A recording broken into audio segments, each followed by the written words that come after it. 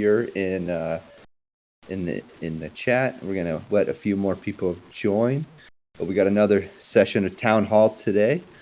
I think that we have a couple topics that we want to go over, and then I'd like to spend some time working on or at least talking a little bit about some facets of proposals that are out there, and maybe even just kind of looking back at our governance in general. But for now, I'm just seeing people trickle in here, so I'm obviously stalling a little bit to get them in. But I think that the easiest place to start for us is just to kind of quick recap where we've been since last week. So, we saw on Monday the end of the snapshot voting for KIPs 15 and 16. KIP 15 about the labs budget received what was considered kind of significant objection for it to enter reconciliation, where we called for more comments and people posted the feedback or supporting arguments for the proposal. And then KIP 16 about sunsetting the hiding vaults passed without any objections. And the big first step of that is also going to be ending the emissions, the Rook emissions for the hiding vaults as well. So as that process kind of takes shape, that big first step is stopping those emissions. But I'm happy to kind of pause right there, and if we want to have some folks give some feedback on KIP 15's reconciliation process, or if they have any kind of last thoughts around KIP 15, happy to open it up here and take any feedback on that. I know that some folks had expressed some concerns or objections, and if those weren't fully kind of answered in the forum, I just want to give anybody any kind of last chance for comments, or if they had a change of heart or anything, just an opportunity to come up and talk about KIP 15.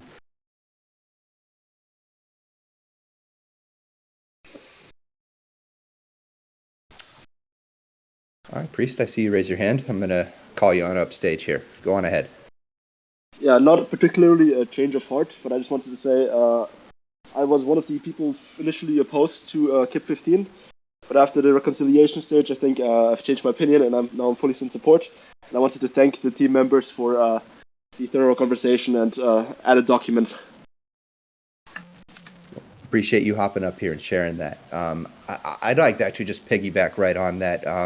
I think that some of the things that were posted on the forum were really good points in highlighting a little bit of what I would say kind of gaps in some of the transparency around this proposal specifically, and what folks had seen around the labs budget. And so for me, it was a little bit of a light of a fire to take some of the documents that I had been using to track information and everything, and get those more in front of the rest of the community. So I do appreciate the feedback that was given on that as well. Peso, you're up. Yeah. How's it going? So I didn't even sort of object to the KIP, but there was just sort of Hazard was like, we need opinions on why it could have been sort of voted against, and then I sort of voiced them, right? Some sort of perspectives that might have been held. And one of the big things, at least in my eyes, was I'm just parsing through it right now, trying to find where I actually, not community grants, video producer. Okay. So the 500,000 USDC, right? So team reimbursements, conferences, events, third-party recruiting commission, things like that, right? Right. So the third-party recruiting commission, I don't really know much about that. I assume it's done in good faith. Team reimbursements is really what I was referring to, and I don't really think that sort of obviously you guys shouldn't be reimbursed for expenses, but it was more in the light of there's been precedent of teams acting in bad faith to the DAO and using sort of the DAO treasury as their own personal piggy bank, like the sushi fiasco that happened earlier, I don't know, maybe 4 months ago, sort of is reminiscent of that, where they're sort of doing $400 meals and then charging it to the treasury, right?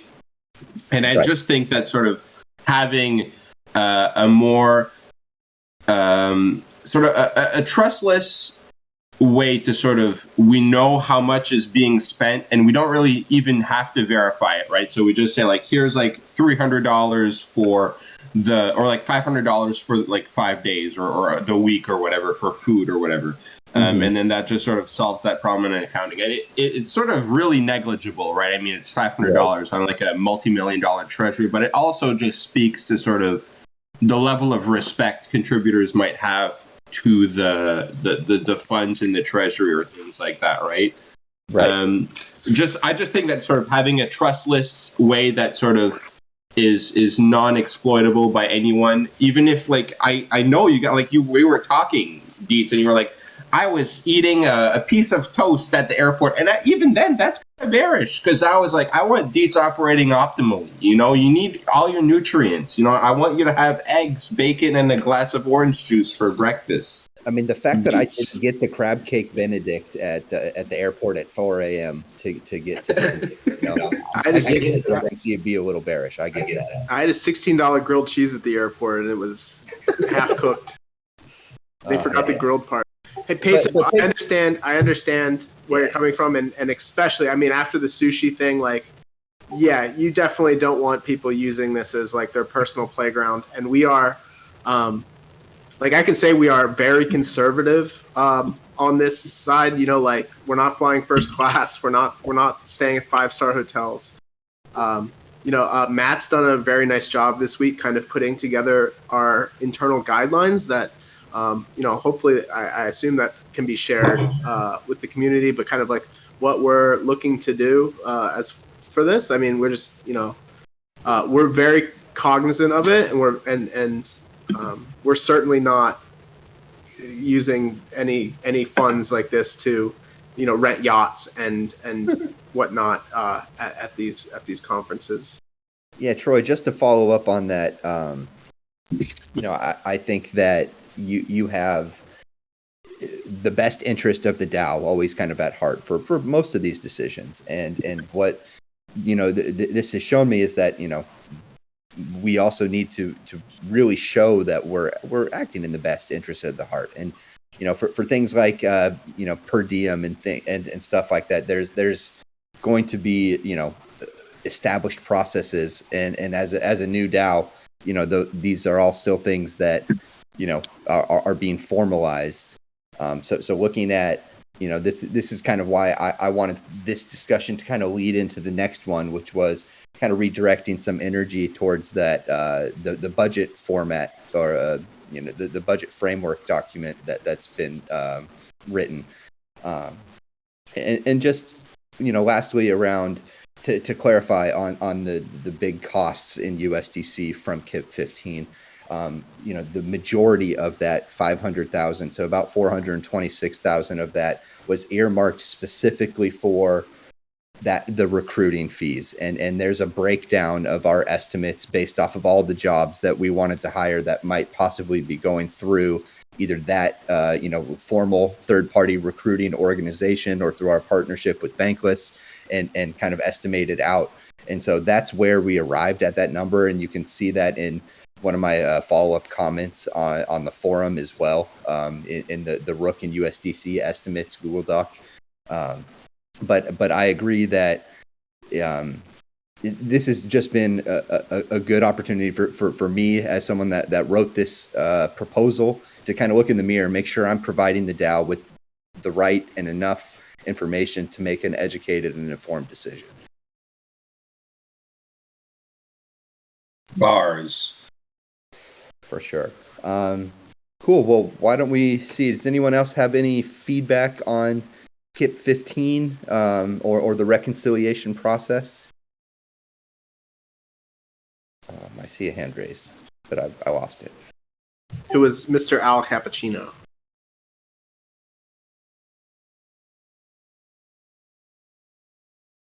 Calling you up. Al Cap. You should be able to accept. There you go. Yeah, me and Ditz already discussed about this, but on short, I would really like to see the budget for grants to be heavily increased.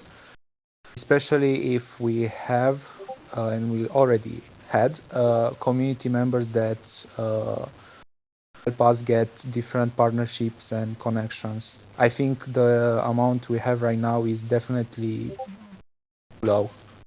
Well, to be clear, I don't know that we have a set amount yet. Like, we do not have an amount, a formal amount for that. And for business development specifically, for essentially lead generations that lead to partnerships, right? Like, we don't have a formal, and that's something that we're putting together, but we don't have a formal number right now. Yeah. So for me, if you look at KIP 15, there is some sections in the budget around business development and some initiatives that I want to take on. But one of them, looking at this kind of topic of granted out lead generation or crowdsourced lead generation or whatever we want to call it, my idea is that we're going to create a long-term framework for kind of, almost like a bounty for landing and bringing in and landing integrations. And that long-term framework, I would like to also look backwards from it and make sure that, this long-term framework that we're applying to folks and incentivizing them going ahead, I want to take care of folks that have delivered for us already under that same framework as well. Sounds great.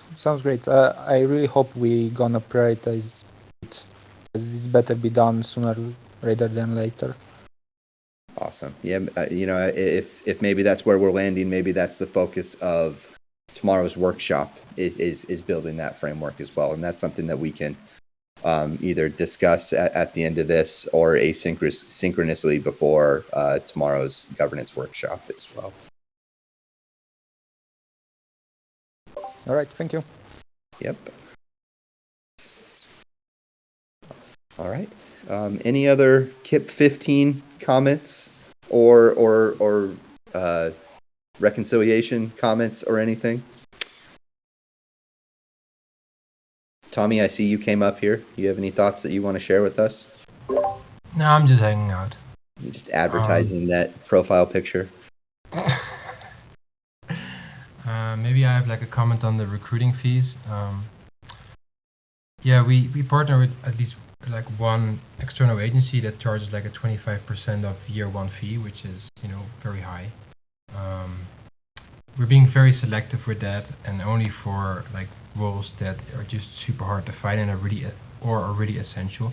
I don't want to hire a lot of people from them or like use them a lot because the amount just adds up fast. Like Priest and I discussed that in the forum. Like there are plenty of other ways I think which we can or strategies we can utilize to get like top talent on board. So if there are any concerns that we're going to spend like millions from like the DAO's treasury on that, I can assure you like that's not going to happen. And just to kind of echo that kind of conservative, slower nature in terms of how we spend funds. I just would like to highlight, this budget that we've been operating on was supposed to end in December, and we've stretched it out through now, and are really cognizant of the grants that go out, and I know that especially on the engineering side between PyShow and Pangolin, they're really getting high quality work out of it. So for me, not only is this something that we value and take kind of really extra care of maintaining properly, it's really valuable for us. It's something that is really a fantastic on ramp for crowdsourced talent and taking folks that that want to get involved and carving out a solid opportunity. I think our announcement today was a prime example of that. And a big shout out and welcome to Ash too. I think he's here on the call with us. Ash started as one of those grant recipients and did great work over his time and is now going to be with us full time. So, I mean, what a perfect example of of how to use these grants. And so that's really truly what our hope is for these, is to create those kinds of opportunities, and not just in the engineering section. Yeah, and we actually hired someone who we can't announce just yet, but someone whose one of his main responsibilities is to set up like a proper like bounty program or like a grant program, and to really allow people to come in and start contributing on like smaller tasks right away. So it's definitely something we're working on, something we want to implement. It's kind of been shoved like forward a bit because we had some more urgent needs. Also with the launch of the coordination layer and stuff, we just had to prioritize a bit. But yeah, that's definitely something we're gonna set up in like the short term, midterm.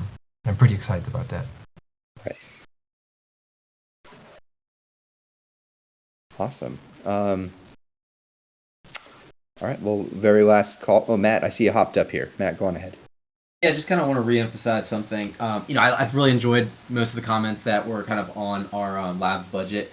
And if anybody else has anything that maybe they didn't post just because they were afraid, or maybe didn't want to speak up here, use the budget KIP 14 establishing a budget process really as your way to kind of get your input heard, because nothing has been formalized on that front. So we can still kind of mold that to what we see fit.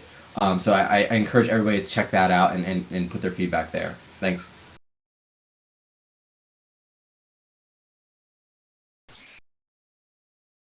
All right.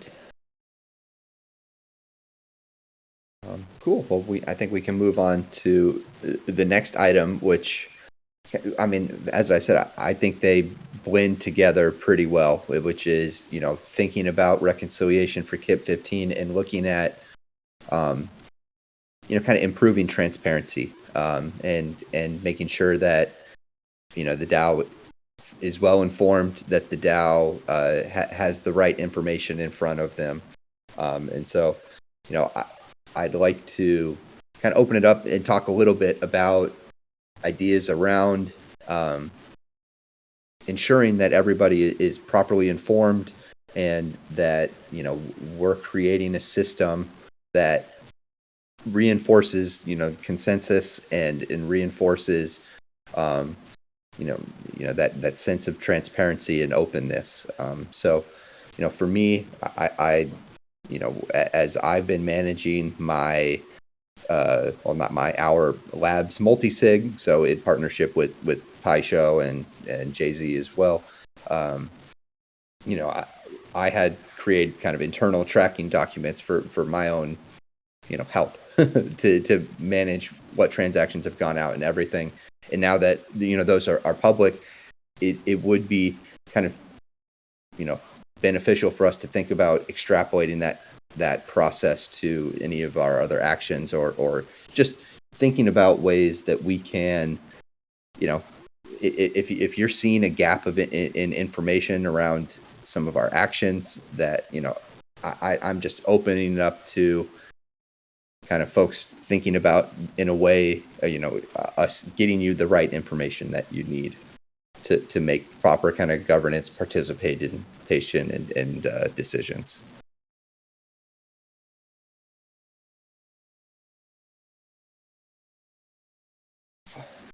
We can also kind of, lean into a little bit more of that, budget framework document.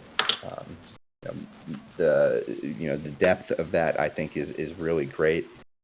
And if that's something that, maybe that's the foundation of where we're starting kind of, renewed transparency efforts, is around that budget framework, and it opens things up for us. I'm happy to kind of dig into that a little bit more. Matt, if you want to talk even more about that, or if there's, specific sections that anybody has, areas of concern, just open it up for folks here. Yeah, I'll give people a second to go up and see if they have any comments first. Oh, there we go. As something that's actionable and relatively easy, it would be a good idea to add a layer of curation to things like the official links within KeeperDAO, and do one step better than just having the resources available in a loose aggregation.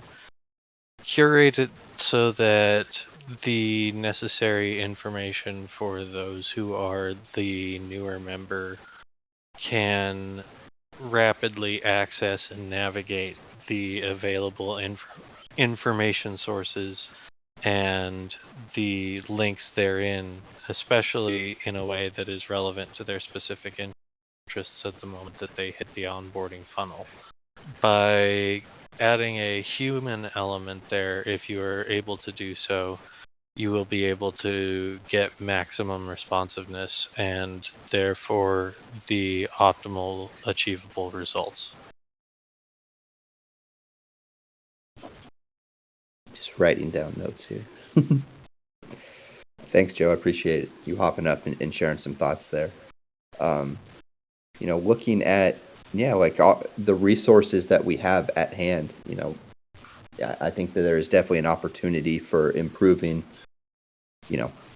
access to them, their visibility. Something I'm seeing in the voice chat here from Al Cappuccino, talking about possibly a dashboard for weekly updates on the amount spent from the budget. I mean, for me, I think that I'd like to hear kind of, from somebody, more educated on the subject than me to talk about, those transparency systems and how folks, if they, want to see financial information in a specific way or, I'm not really sure. Okay, so I see your hand up, calling you up here. My brain was off. Can you just repeat the question, please? Well, I rambled a lot, so it makes sense that you got lost there. So I wanted to gauge, from this group about, our current level of kind of documentation and transparency, and how we can look at improving, the resources available to the DAO. Okay. Okay. Well, okay, so let's give me a second here. What have people been historically complaining about? Right, and I think maybe sort of building up from there is what would be the most fruitful way to act, at least with respect to having sort of better documentation for established token holders, right? Because, I mean, right now we're not really getting any sort of new token holders, like, at the time being. So I think people are sort of not satisfied with how the frequency of sort of updates, but like updates like small things, like the hazards diary entries or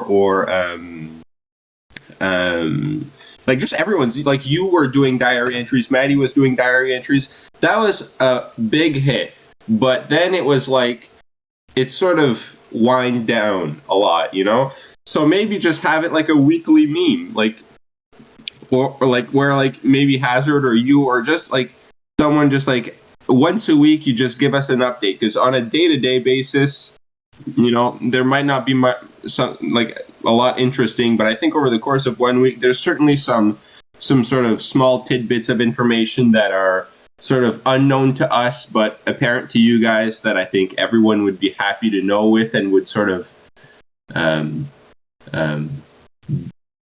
passivate the community. If like sometimes we get a little butthurt and just having a little there everything's going good could really go a long way.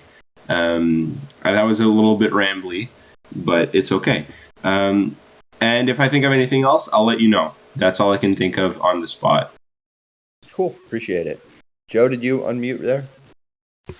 Yeah, I was just going to say that sounds like a development progress newsletter, because in terms of how that workload is distributed, you don't want to remove the effectiveness of the guys doing the job by reporting, which is why that tends to fall off. So what you want is kind of a dedicated position that their scope of work is to find out what these guys are doing from week to week in such a way that their burden of relaying that information is minimized. And then whoever it is that's collecting this information, they or someone that is working with them acts as a kind of aggregator and presentation curation device. And then that information can then be propagated through official channels and therefore freely distributed in such a way that everybody can stay up to speed, but it doesn't slow down progress.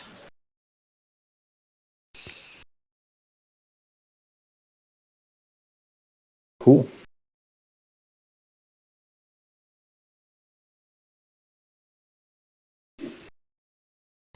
Everybody again. I was looking at the voice chats, and I think Pi said we could, set something up to tag outgoing transactions. So just give people insight into what I have kind of developing behind the scenes. My first step is to, really develop the automation of the accounting function to some degree by translating on-chain data to actual financial taggings. And so that involves a lot of creating of rules and automation of different wallets, and it's taken longer than I was initially expecting. But it is getting very close to being done. And once those automation and those rules have been developed, I'm going to try to offload that, or not offload that, but automate that to where everything is being uploaded into like something like a Google Sheet that's viewable by the community, and then we have automatic taggings on the data. So it says, if we were to withdraw funds from this address, maybe it's a liquidity pool, then that equates to liquidity rewards or something like that. That's just an example. And so that will be automatically tagged instead of everybody having to do that automatically. And then untagged transactions, I'm hoping that the community can kind of work with me to also tag that and kind of be a part of that accounting function. So hopefully that does open the door to a lot of transparency, but that is kind of step two in addition to just setting the foundational items from an accounting perspective. Great stuff, Matt. Appreciate it.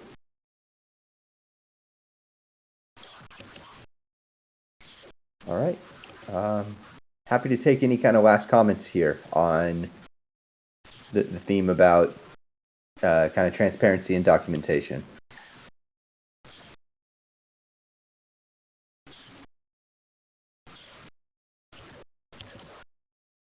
Cool. All right. One other item that has been sitting in the the ecosystem drafts, but I moved it over to our KIP drafts, and it was a request for comment from the mstable crew about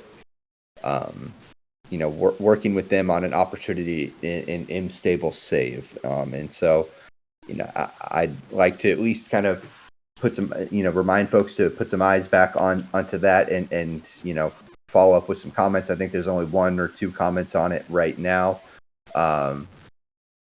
It would be pretty interesting to see, a partnership in working with mstable. Is this specific draft, the key to doing that? Or is this a great opportunity for our treasury? I'd like to see some folks put some thoughts into that. So I just wanted to draw everybody's attention to that as well.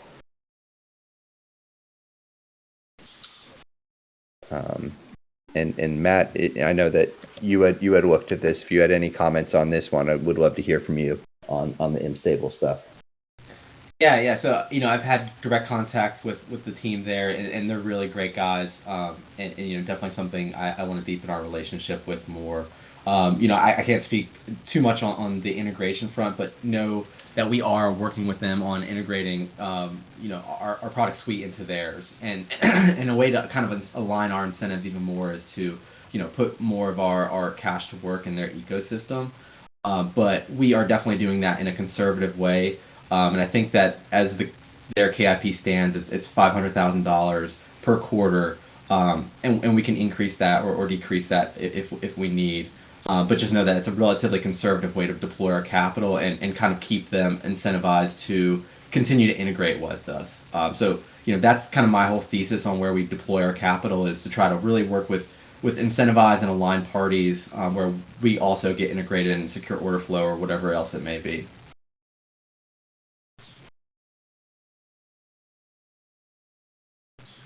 Peso, come on up. Just sort of from hearing that. 1 second, I'm going to cough. I think the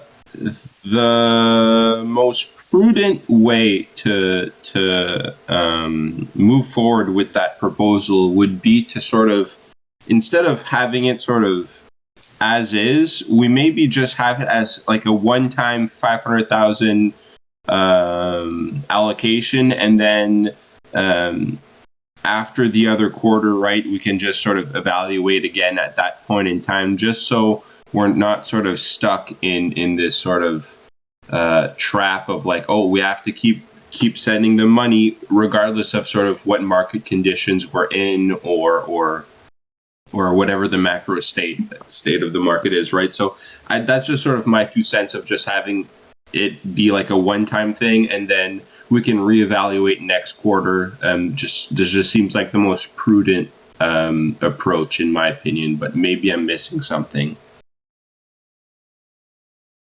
I need to go back. It's a great suggestion. I need to go back to the document and read more finally, but I believe it's the option to deposit each quarter. I don't know if we're fully locked in, but I think it's a great suggestion, and I'll definitely go back and verify that.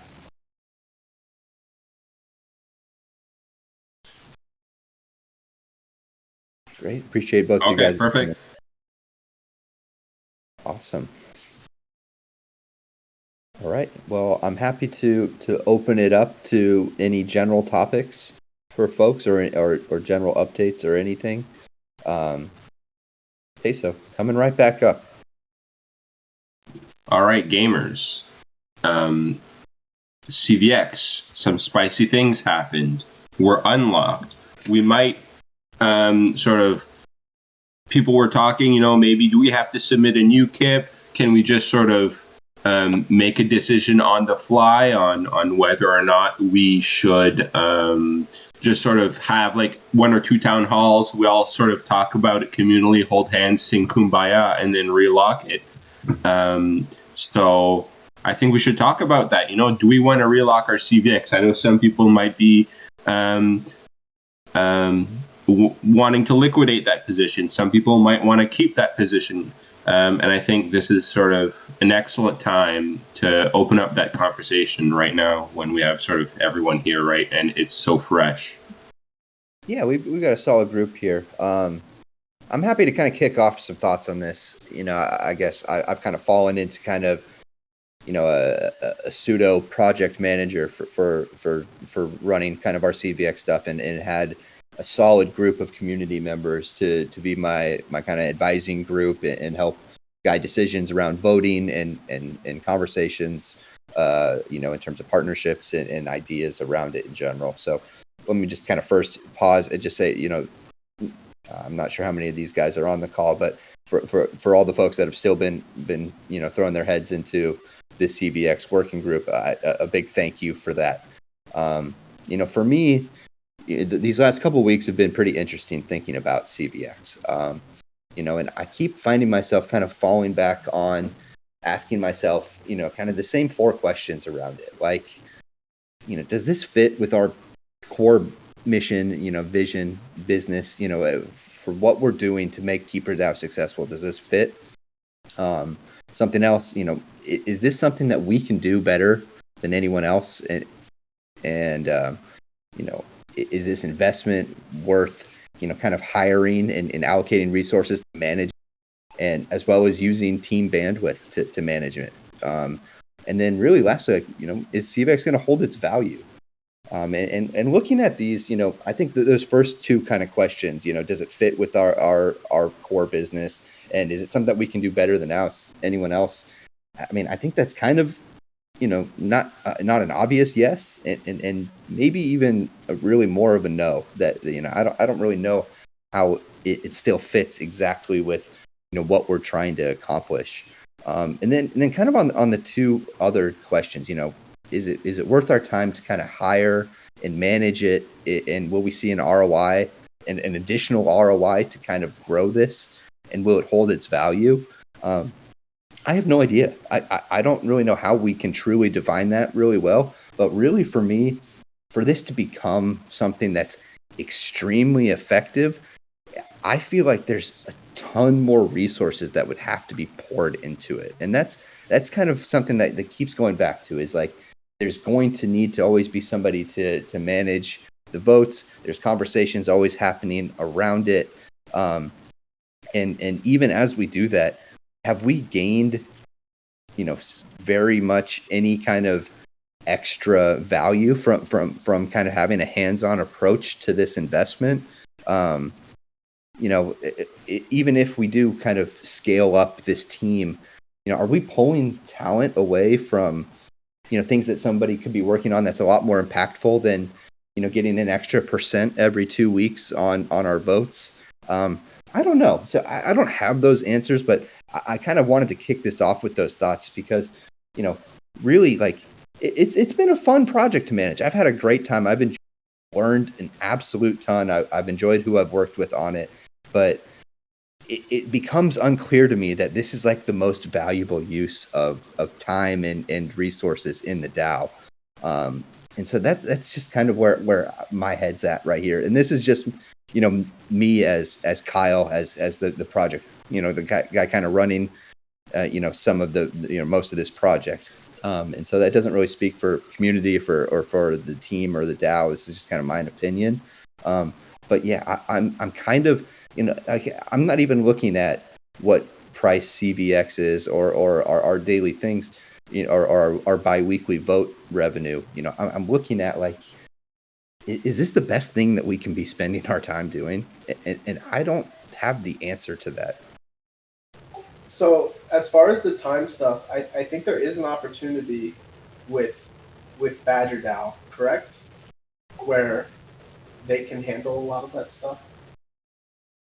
Yeah, there's. I mean, I'm just saying. I understand what you're saying. I'm just trying to think of other options. I think that was one of them. Yeah, there are opportunities that we could delegate most of this responsibility to other DAOs and create strategic partnerships. I agree. There's an opportunity there, but then you're still looking at managing that relationship and ensuring that other group is going to steward our investment properly. So I'm not 100% sure on that, but I don't need to dominate the ideas here. Tommy, you unmuted. Why don't you go on ahead and share? Yeah, what has our return on investment been on this? It's about even versus ETH. Yeah, so I mean, it fluctuates. They kind of dipped a little bit today on the news in terms of price for ETH. I think it's hovering around 0.006. Our average buys across all of our purchases is like 0.0064 or something like that. So we are down a little bit. We have made at the point of sale about $1 million in revenue from bribe revenue. So it's a little bit at break even is really, based off of my calculations right now. Yeah, I think it's maybe just above break even versus ETH. Obviously down versus dollars, but we bought with ETH, so it would be down. So we collectively have spent like hundreds of hours on this, and it's barely outperformed Ethereum. Is that right? That's one way to look at it. It's basically even with ETH, and then we've made about $1 million in bribes. But then there was this exploit or something, or? Yeah. So let me just quickly kind of recap for everyone what happened or what was announced today. Today, the Convex team announced that they had a bug had been identified for them in the VoteLock CVX contract that people were able to exploit to get multiple returns of CVX CRV that you get for just staking or just for locking it up. So they were able to kind of lock it up under a different address, but still get rewards under their previous one. So it was just like a problem that was being exploited and giving out too many emissions to some addresses is my understanding of the issue. And so for them to rectify that, they pretty much just ended the current vote locked contract and unlocked everybody's CVX. So all whatever 20 million CVX that had been locked, everybody got unlocked today, no matter when they locked it. So what needs to happen now is that they deployed a new vote lock contract. So we would need to withdraw our tokens. We would then need to relock them into this new staking contract, pretty much is kind of where things are at. So this kind of, what this did in terms of how it affected us was that our CVX, the first large tranche, about 200,000 CVX or 250,000 CVX, was set to unlock at the end of this month on the 30th. And then the last third of it, about 90,000 CVX, was set to unlock on April 15th. And that was going to be like a decision date of, where we were going to bring this topic back up again and talk about relocking or ideas. This has obviously accelerated that conversation. But in terms of like our funds, it's our understanding and what's been communicated from Convex that there's no risk here for us in terms of losing our CVX or anything there. In terms of how this affects the next couple bribe voting rounds. So what they're doing is that they're just holding a snapshot as of yesterday of everybody that was still locked in the contract, and they're letting everyone that was still locked as of then vote and receive rewards for the next 3 voting periods. So that would be what happens on Monday, and then 2 weeks from Monday, and then 4 weeks from Monday. So no matter what, if we decided to sell, if we decided to not relock yet and figure it out, no matter what, we still have 3 more rounds of revenue coming into us. And so we do have time. Time is definitely on our side here in terms of, making the right decision and talking through it. So, it's not like a decision has to be made today. Yeah.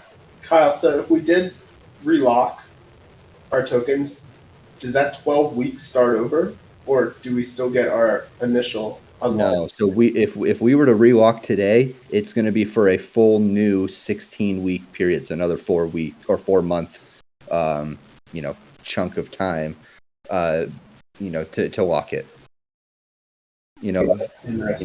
For me, I don't know if, it sounds more like a go or no go kind of decision where, I guess that wouldn't really make too much of a difference, if the DAO decides that we're just going to hold it and relock it and continue with this program.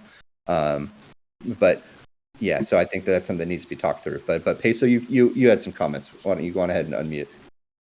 Okay, so my thoughts on this are that, with respect to your time question, right, where it's sort of, do we want to onboard someone to extract more value from this? I don't think we have enough CVX to adequately extract enough value unless we get really creative with our strategy.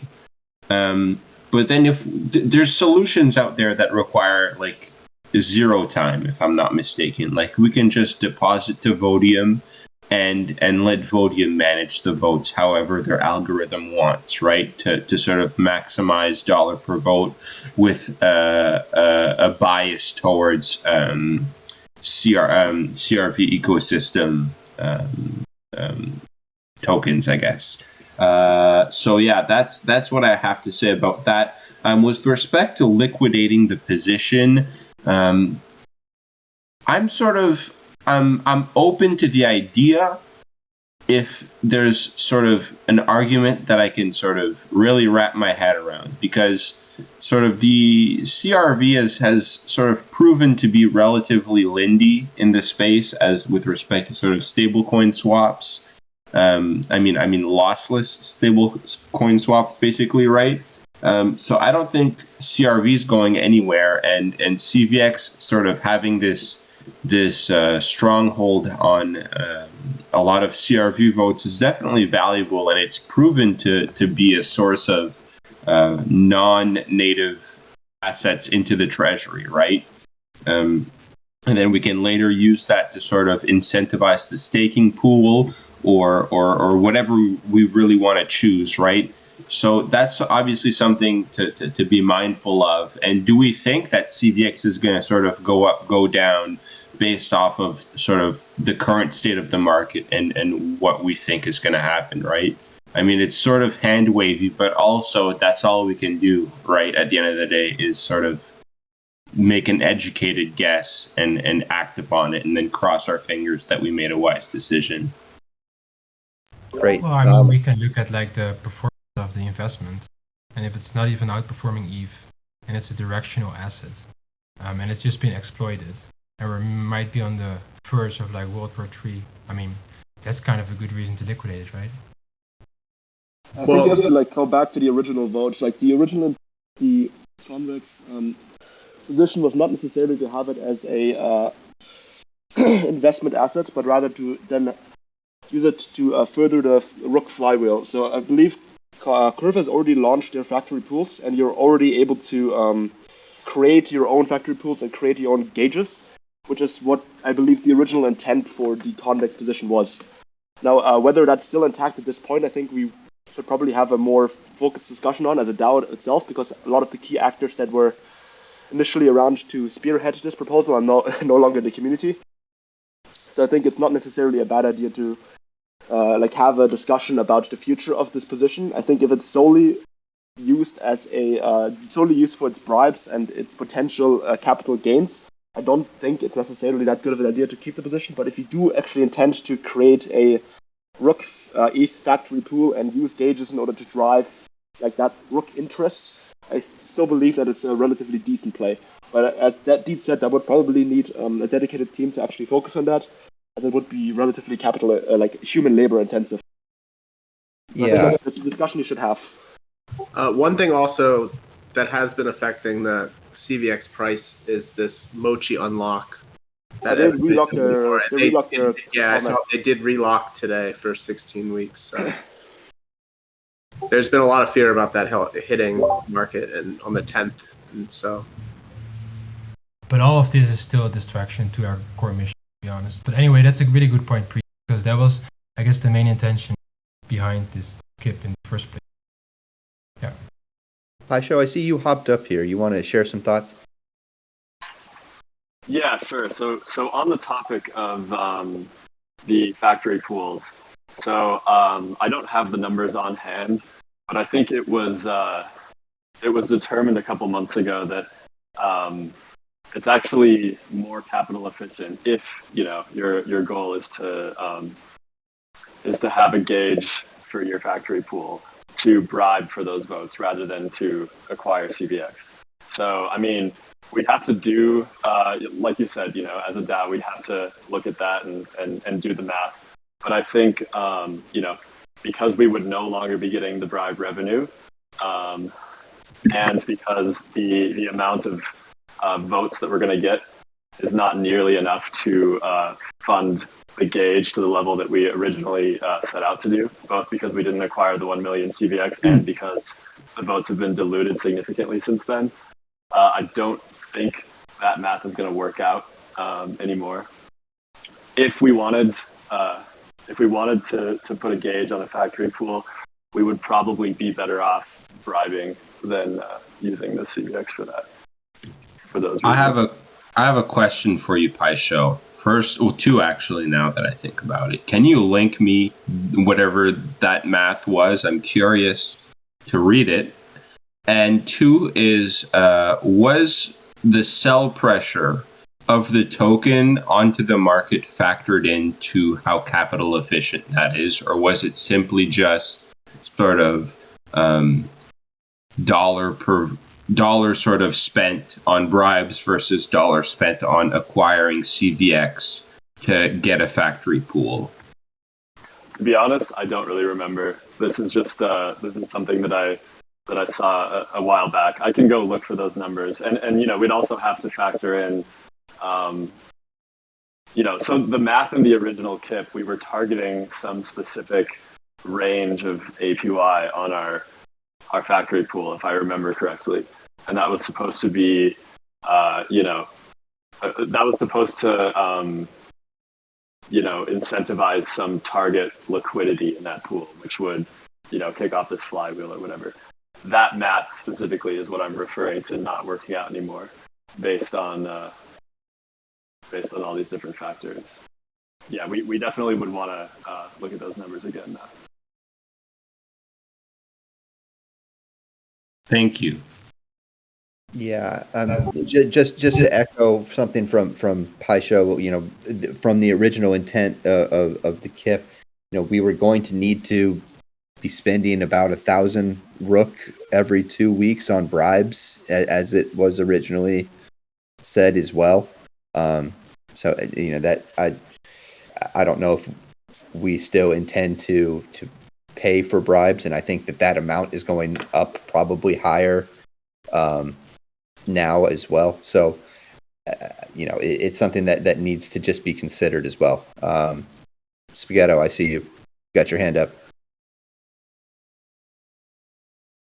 Should be able to join here. Or Minor, sorry. You guys got funky names these days. Can you accept that call to the stage? How's it always broken? There we go. You guys hear me? Yeah. Yep. Yeah, I was going to say about the CVX thing is the original intent, I guess, was to incentivize the Rook pools to drive volume to the hiding game. But since we no longer have emissions, it doesn't really make sense anymore. I would personally like to see the calculus of how the position fares versus ETH if you take into account the income that we've also generated. I don't think we've done that yet. But yeah, I think we need to evaluate the position in like a totally new light, because the original intent, I don't think it's applicable anymore. We just be incentivizing liquidity that we don't really need. I mean, it would also take a lot more money to pump the token. We're like cementing the token in a lower price. So that's another thing to consider if we're incentivizing liquidity. It's a great point. I can figure that out real quick as far as what the math is on it. All right. Yeah, so something that Matt, I see you hopped up here. Matt, why don't you go ahead? Yeah. I was just kind of looking at the poll. It definitely seems like there's a lot of people who are still passionate about CVX, and I was just going to say, obviously this is not the direct, but really just I would encourage anybody who is passionate about us continuing to hold CVX is go out there and find opportunities where we could potentially secure more order flow, using these kind of bribes. I think that would encourage us to kind of continue with this program, I guess you could call it. So that'd be my only ask for those who are very passionate about CVX.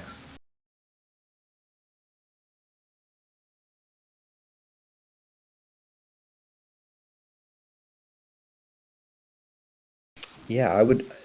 So this has been a great discussion on this. I think that this kicked off kind of a needed conversation around the strategy here, as kind of our group has looked at proposals and strategy for a little bit, but now this kind of a little bit more of a longer term outlook. I would like to see us probably cover this in both asynchronously and in a governance workshop as well, to kind of talk through this topic a little bit more.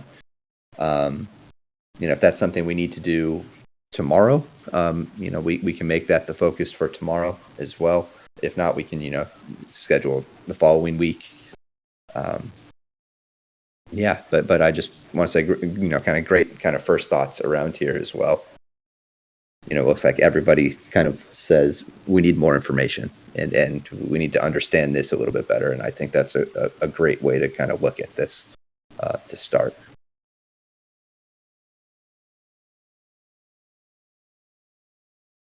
All right.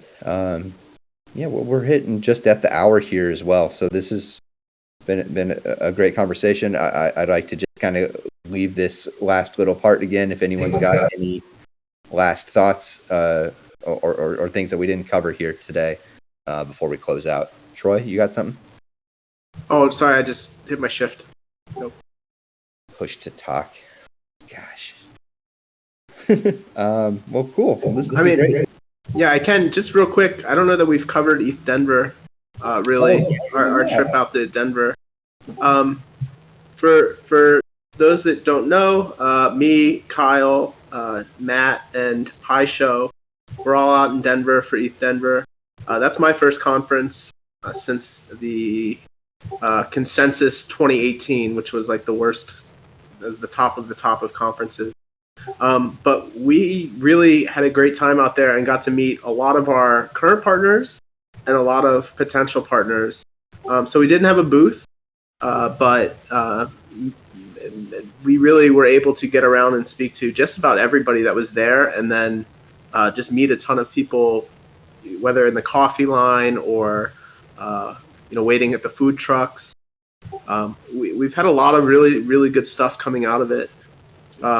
And we're really looking forward to hitting up more of these. I think we're looking at going to permissionless in May, and really starting to get a bigger presence. We have to be very selective about which ones we're gonna go to, just because there's a lot of really low level, kind of cash grabby ones. But I have to say, ETH Denver was an absolute success for us, and we're already kind of seeing the benefits come out of it in through the partners that we both ones that Tally and Bancor, just kind of solidifying that stuff even further, and then the new potential partners who we're now in talks with.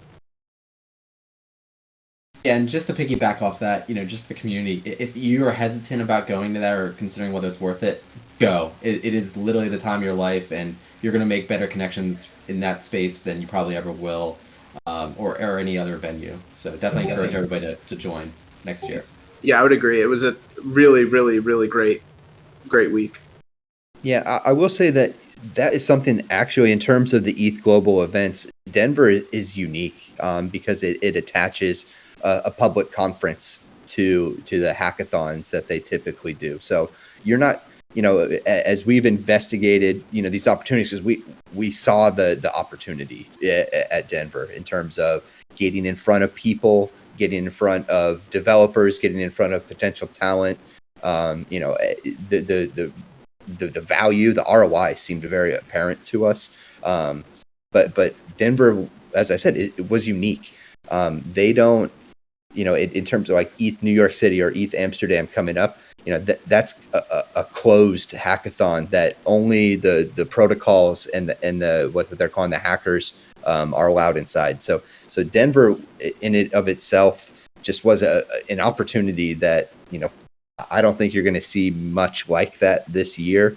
I think permissionless might come close. And I'm actually talking with them right now already. But if for the folks that got to experience it this year, and for hopefully folks that stayed healthy throughout that time, I think that there was an absolutely clear opportunity to kind of, as somebody in the Web3 space, to grow your network, to grow your understanding of what's happening in the space. It was an unmatched opportunity. So I'm really glad that the guys got to stay there for an extended time and the opportunities we got. I see Ape Season is on the stage as well, so you have a question? Yeah, I just have a quick question. So, like watching from Twitter from afar, it seems like there were a shit ton of parties in ETH Denver, and I just wanted to ask if KeeperDAO participated, or did we look like stiff losers with a stick up our ass and stayed at the booth all night?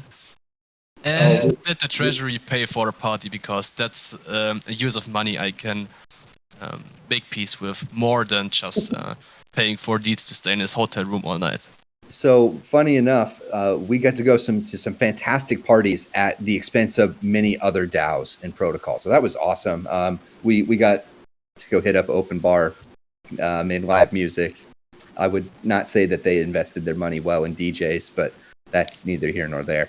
I think these were all these parties were, I think, well into the six figures, but they were all free to attend, for us to attend, and they did all have an open bar. So the DAO treasury is not getting liquidated there. We did run through some of their funds pretty effectively if you understand what I'm saying there. That's what we call a successful governance attack. That's right.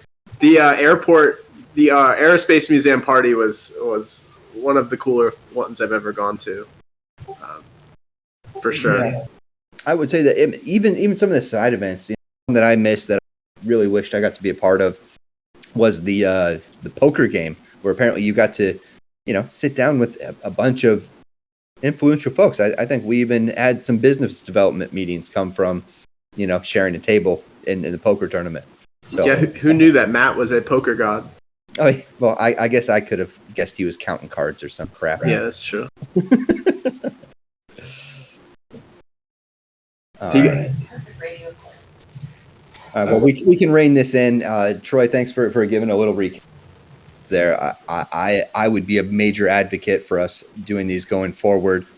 But just to kind of close out on today, it looks like we, took in a lot of good feedback on KIP 15 and the reconciliation process. A lot of good thoughts around transparency as well. And then CVX, it looks like we'll be coming together as a community to kind of continually talk about the strategy around that as well.